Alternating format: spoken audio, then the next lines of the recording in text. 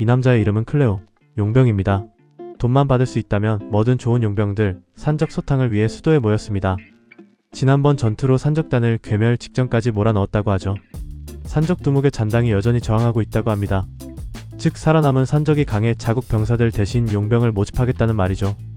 유명한 용병들이 모였습니다. 왕국의 직접적인 의뢰라서 분위기가 다르다는 클레오. 고작 산적 토벌이지만 두목을 처치하면 몇 년간 놀고 먹을 수 있는 포상금이 나옵니다. 높은 경쟁률이지만 산적 소탕을 경험한 클레오는 독자적인 공략법을 만들어냈죠. 누군가 도망치고 있습니다. 바로 클레오입니다. 졸병 하나 쓰러뜨리는 것조차 힘든 클레오. 한 놈 한 놈이 전부 장난 아니라고 합니다. 게다가 수도 엄청 많죠. 하지만 그것보다 엄청 위험한 인물은 산적 두목입니다. 사람의 탈을 쓴 괴물이라고 하죠. 두목 같은 놈을 상대로는 보스의 10배를 줘도 모자르다는 클레오. 무조건 도망친다고 합니다. 꿈이 있어서 이런 데서 죽을 수 없다고 하죠. 누군가 클레오를 찌릅니다. 산적 잔당인 것 같다는 클레오. 그렇게 쓰러지죠. 잠시 시간이 흐른 후 눈을 뜬 클레오. 이건 가짜라며 안 찔렸다고 합니다. 쇼크 사한 줄 알았다며 놀랐다는 여성. 이 여성은 아인입니다. 이 나라는 종족 차별이 심해 아인은 거의 없다고 하죠. 산적은 아닌 것 같다고 합니다. 그 정도 반사신경이면 좀 더 경계하라는 아인. 갑자기 달려든 주제에 잘난 척하지 말라는 클레오. 자신의 이름은 코아쿠라고 말합니다. 그때 들려오는 소리. 산적이 아직 쫓아오고 있다고 하죠. 그렇게 도망치는 두 사람. 그때 클레오를 잡는 코아쿠. 도와주냐고 물어보죠. 산적한테서 지켜주겠다고 합니다. 이래봬도 자신은 강하다고 하죠. 무시하고 도망가는 클레오. 왜 무시하냐고 하는 코아쿠. 이상한 소리에 쓸 시간이 없다고 하죠. 도망치다 지친 클레오.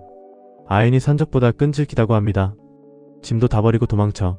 목도 마르고 배도 고프다고 하는 클레오. 그때 물을 건넵니다. 톡 같은 건 안 탔다고 하죠.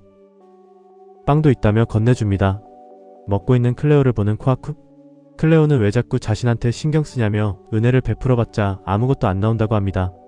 사람을 돕는데 이유가 필요하냐고 말하죠. 당연히 필요하다며 자신은 대가 없이 남을 돕지 않는다고 하죠. 또한 자신은 전쟁 고아이며 흙탕물 마셔가며 근근히 버텨온 인생이라고 합니다. 자신의 경험상 대가 없이 잘해주는 놈일수록 위험하다고 하죠. 자신은 못된 짓은 안 한다는 코아쿠. 클레오는 따라다닐 거면 목적을 말하라고 합니다. 그 말에 클레오는 자신이 죽기라도 할 것 같은 말투는 뭐냐며 화를 냅니다. 가까운 미래에 죽는다고 하죠. 미래를 예지할 수 있다는 코아쿠. 클레오가 죽는 게 운명이라고 합니다. 다른 의미로 위험한 놈한테 걸린 것 같다는 클레오. 코아쿠는 망상병 있는 바보 같은 놈이란 표정을 지어서 화를 내죠. 왜 계속 자신이 살았으면 좋겠냐고 물어봅니다. 이젠 말하기 싫다고 하죠. 그렇게 수도로 돌아가는 두 사람. 곰이 등장합니다. 클레오 앞을 막아서는 코아쿠. 자신이 지킨다고 말하죠. 무언가 던지고 사라진 두 사람. 뭐하는 거냐는 코아쿠. 저건 파로스 베어라며 무리지어 행동에 위험하다고 합니다. 코아쿠는 자기라면 쓰러뜨릴 수 있다고 합니다. 상대는 곰이라며 멍청한 소리 하지 말라고 하죠. 목숨은 좀 더 소중히 여기라는 클레오. 넘어진 클레오는 머리에서 열이 납니다. 잠깐 쉬자고 하는 코아쿠. 그 말에 시끄럽다며 자신의 집을 샀다고 합니다. 완전 밑바닥 인생에서 목숨을 걸어 겨우 손에 넣은 거라고 하죠.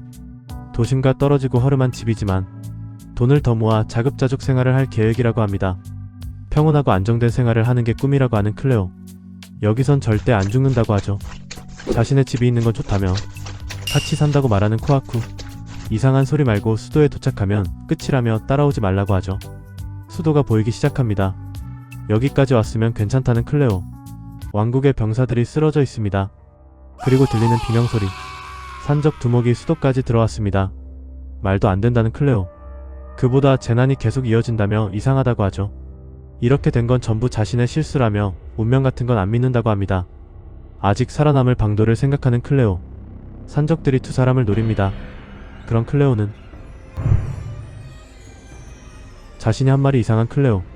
달려드는 산적무리. 클레오는 검을 뽑죠. 다 틀렸다며 더 이상 머리가 안 돌아간다고 합니다. 이젠 죽었다며 마이옴의 꿈이 끝난다고 하죠. 그때 무언가 날아와 산적을 쓰러뜨리죠. 산적 무리를 전멸시킵니다. 이렇게 엄청난 마술을 본 적 없다는 클레오. 도대체 누구냐고 하죠. 아니, 딱 한 명밖에 없다고 합니다. 클레오에게 바보라는 코아쿠? 방금 판단은 틀림없이 틀렸다고 합니다. 그래도 지켜주려고 해 고맙다고 하죠. 덕분에 결심이 섰다는 코아쿠. 누군가 화염 마법을 사용합니다. 산적 두목의 소행이라는 코아쿠. 산적 두목은 강한 녀석과 싸우는 걸 기다리고 있었다고 하죠. 상대가 너무 강하다며 도망쳐야 한다고 하는 클레오. 내가 아는 술사에 비하면 약하다며 걱정하지 말라고 합니다. 앞으로 찾아올 시대가 어떤 것인지 잘 보라고 하죠.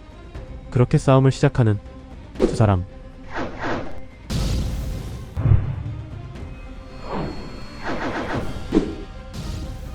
영문을 모르겠다는 클레오. 왜 저런 강한 힘을 갖고 있는지, 자신이 왜 이런 싸움에 휘말려든지 말이죠. 한 가지 확실한 건 코아쿠가 지면 자신도 죽는 점입니다.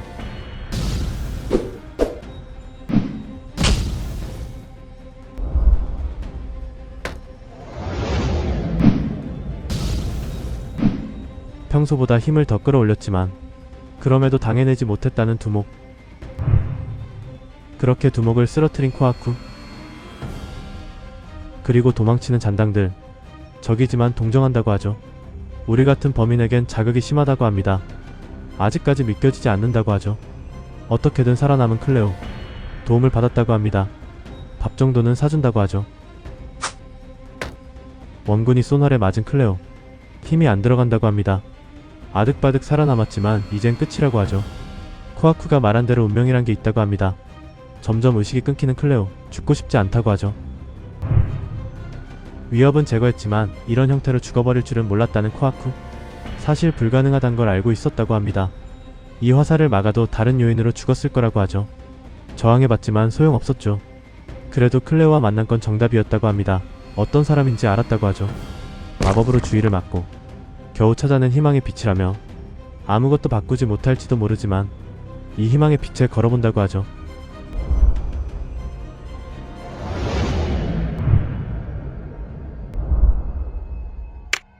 딱히 많은 걸 바란 게 아닌 클레오.